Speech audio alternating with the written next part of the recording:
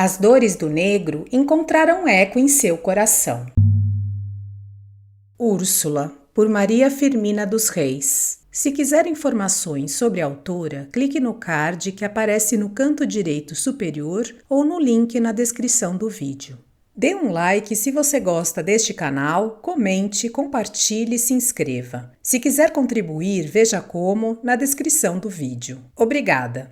Vamos à leitura.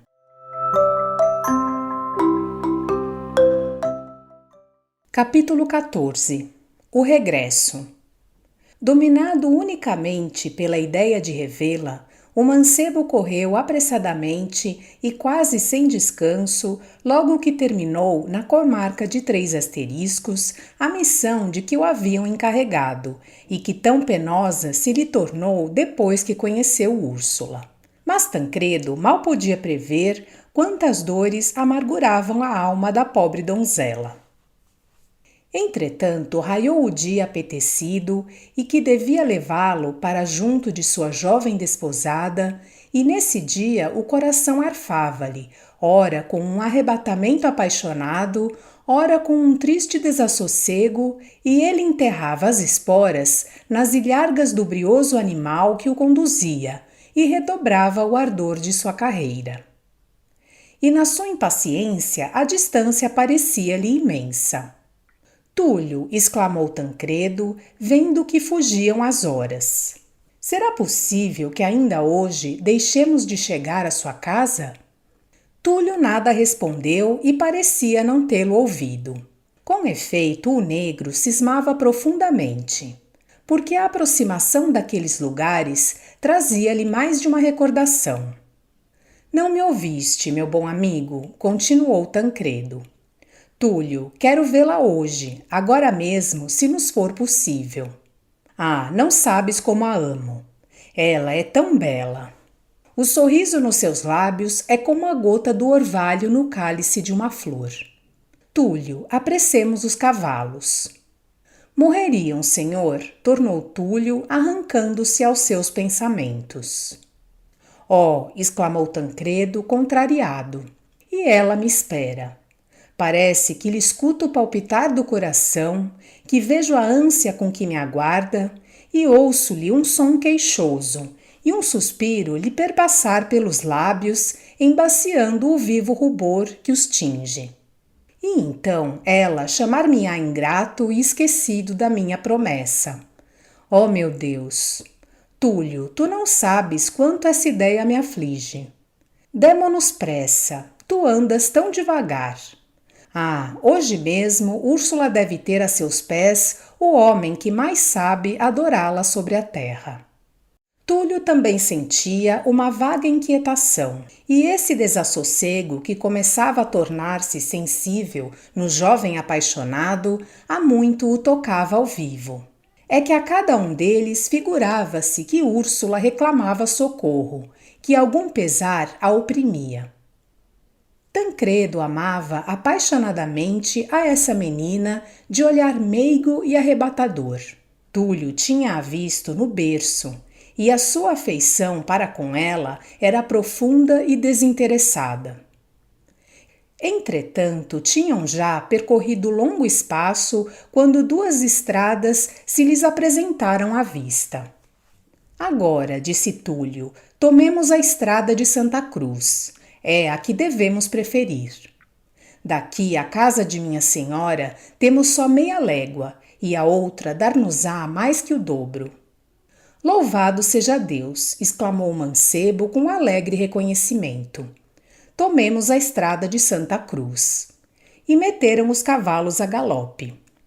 É tão somente para satisfazer a vossa impaciência, tornou Túlio, que propus essa estrada com preferência à outra. Ao contrário... Por quê? Interrompeu o mancebo ingenuamente. Por quê? Repetiu Túlio. Porque eu havia prometido a mim mesmo e às cinzas de minha mãe nunca mais trilhar esta maldita estrada. Porque sentirei pungentes e tristes recordações ao passar pela fazenda de Santa Cruz. Espera, interrogou Tancredo. Parece-me que já ouvi falar desse nome. A quem pertence essa fazenda? Ao comendador P, respondeu Túlio gravemente. É verdade, tornou o cavaleiro. É do irmão da senhora Luísa B.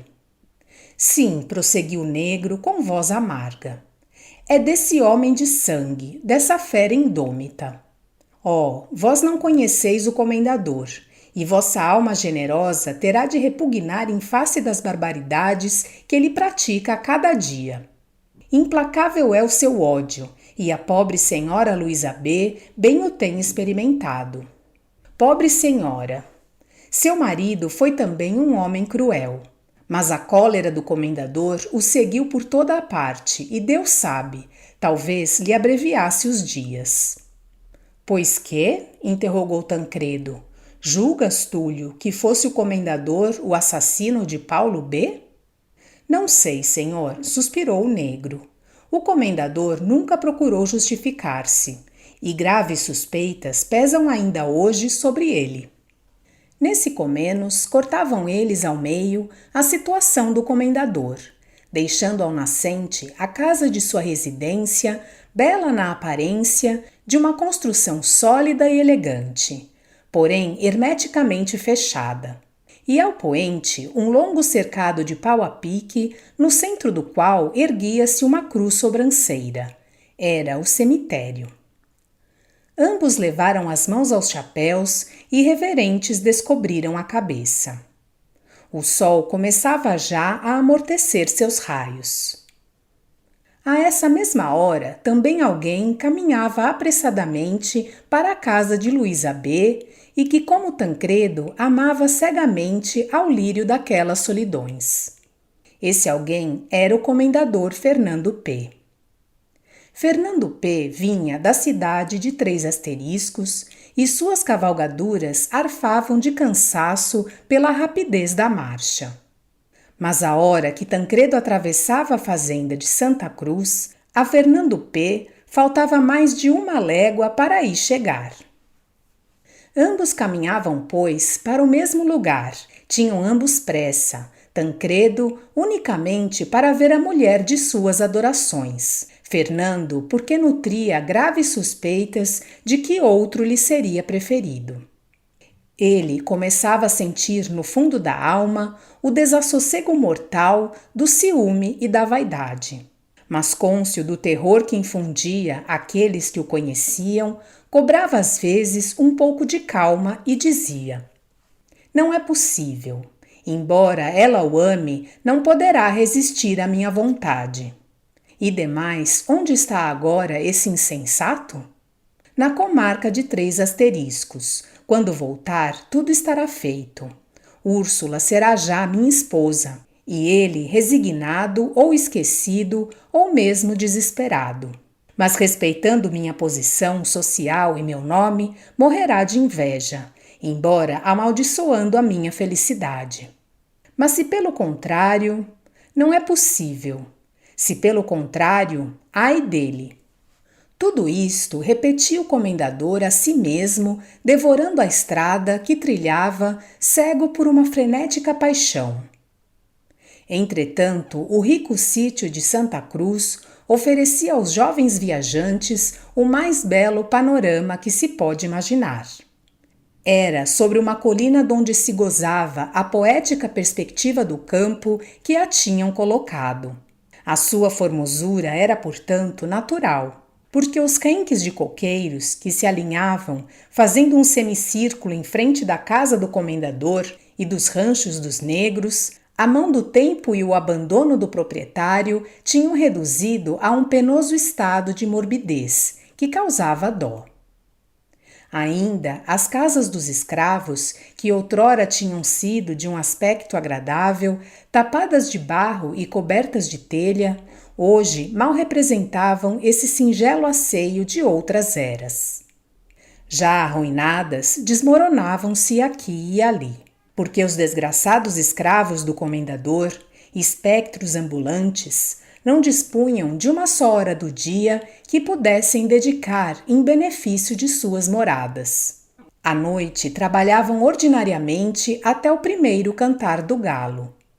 Esfaimados, seminus Espancados cruelmente, suspiravam pelas 2 ou 3 horas de sono fatigado que lhes concedia a dureza de seu senhor.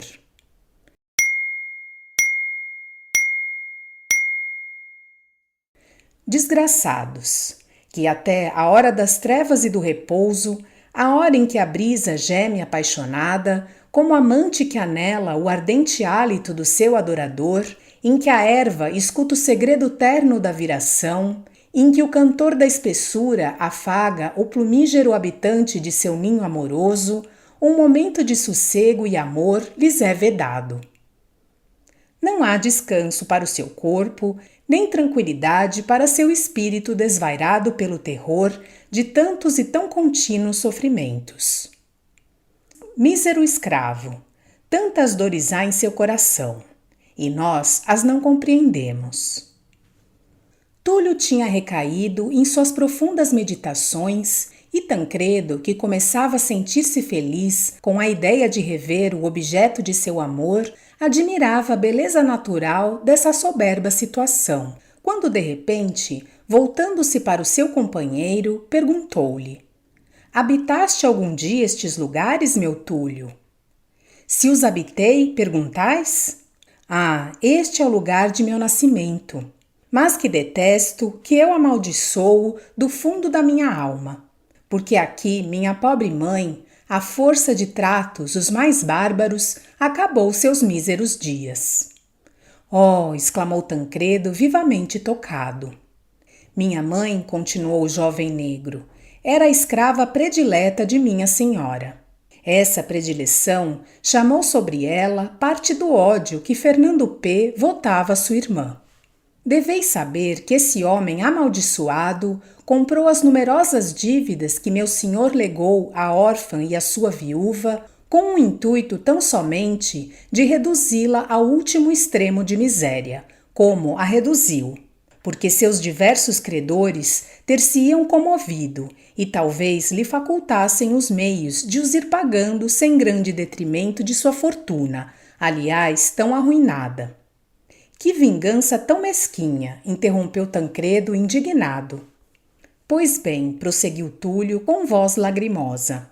Minha desgraçada mãe fez parte daquilo que ele comprou aos credores, e talvez fosse ela mesma uma das coisas que mais o interessava. Quando ela se viu obrigada a deixar-me, recomendou-me entre soluços aos cuidados da velha Susana, aquela pobre africana que vistes em casa de minha senhora e que é a única escrava que lhe resta hoje. Minha mãe previa a sorte que a aguardava. Abraçou-me, sufocada em pranto, e saiu correndo como uma louca. Ah, quão grande era a dor que a consumia! Porque era escrava, submeteu-se à lei que lhe impunham e, como um cordeiro, abaixou a cabeça, humilde e resignada. Bem pequeno era eu, continuou Túlio, após uma pausa entrecortada de soluços. Mas chorei um pranto bem sentido por vê-la se partir de mim. E só comecei a consolar-me quando mãe Susana, à noite, balouçando-me na rede, disse-me: Não chores mais, meu filho, basta. Tua mãe volta amanhã e te há de trazer muito mel e um balaio cheio de frutas.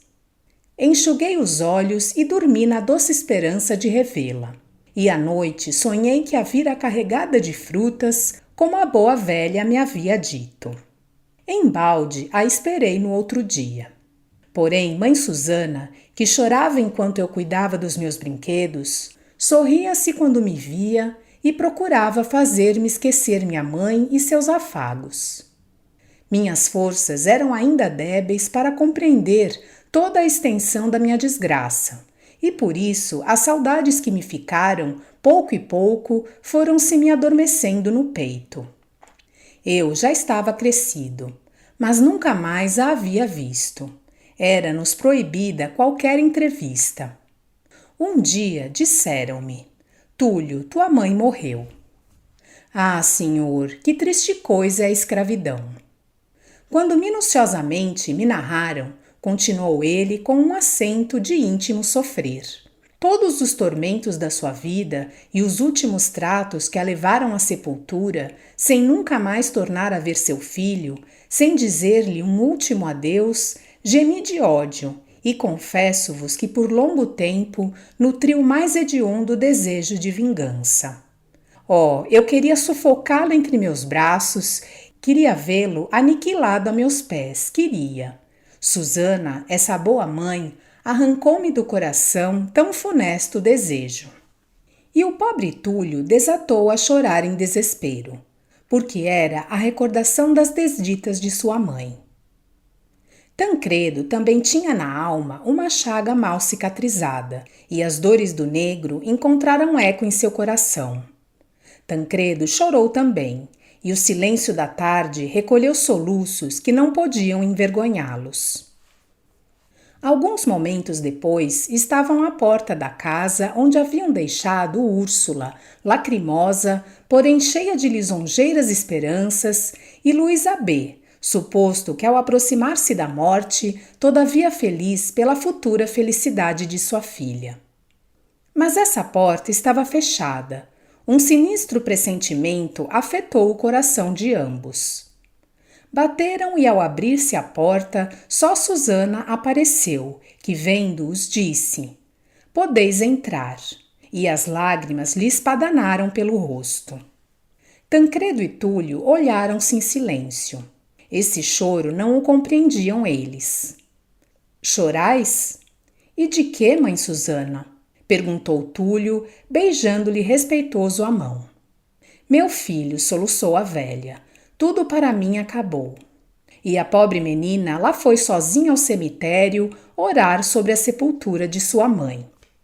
"Úrsula?" perguntou Tancredo, rompendo seu morno silêncio. "Morreu a senhora Luísa B?" "Oh, parece", tornou Susana com amargo dissabor, "que aquele maldito homem jurou exterminar esta infeliz família." "De quem fala, Susana? Quem é esse homem?" perguntou ansioso o cavalheiro, coligindo por estas palavras que alguma desgraça havia sucedido. "De quem falo, senhor?" "Ah, é do senhor comendador P. Dize-nos o que aconteceu. Mas primeiro que tudo, onde está Úrsula?" "Saiu, meu senhor, haverá 1 hora, e proibiu-me que a acompanhasse. Disse-me que ia orar sobre a sepultura de sua mãe, como já vos afirmei." "E onde é o cemitério?" inquiriu Tancredo, tomando as rédeas a seu cavalo. "Em Santa Cruz, senhor", replicou a africana, curvando a cabeça para a terra. "Partamos, Túlio", ajuntou o cavaleiro e depois acrescentou: "Não é possível que tenha ido a Santa Cruz, porque a teríamos encontrado sem dúvida."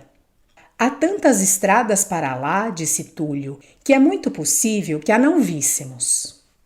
"E demais", acrescentou Susana, "ela sofre tão cruelmente pela morte de sua mãe como pela perseguição de seu tio que..."